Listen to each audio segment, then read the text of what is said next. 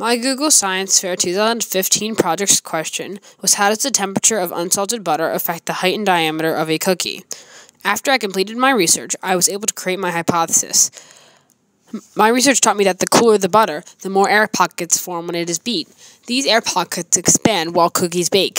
More air pockets mean more expansion can occur, so my hypothesis stated that if the temperature of butter is decreased, then the height and diameter of a cookie will increase.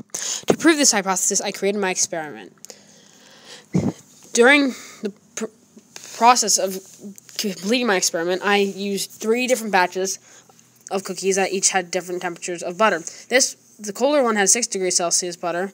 The room temperature one, butter had already been left out and was 18.7 degrees Celsius. To get the warmer butter to get to a warmer degree, I had to microwave it.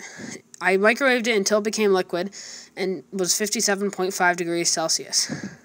Finally, I had all of my butter ready to begin baking. This baking process began with the cooler butter batch. I used all the sugars and the butter and mixed for 2 minutes. I continued adding dry ingredients and eggs and vanilla and continued mixing. First I made the cooler batch, then I continued and made and finished the warmer batch.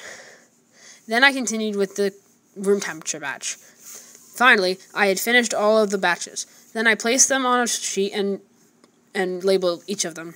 While I cooked them, they rose and stretched out according to their temperature. I finally measured and recorded all of my results, and as it turns out, the cooler the temperature of the butter, the higher the cookie, but the warmer the temperature of butter, the wider the diameter of the cookie.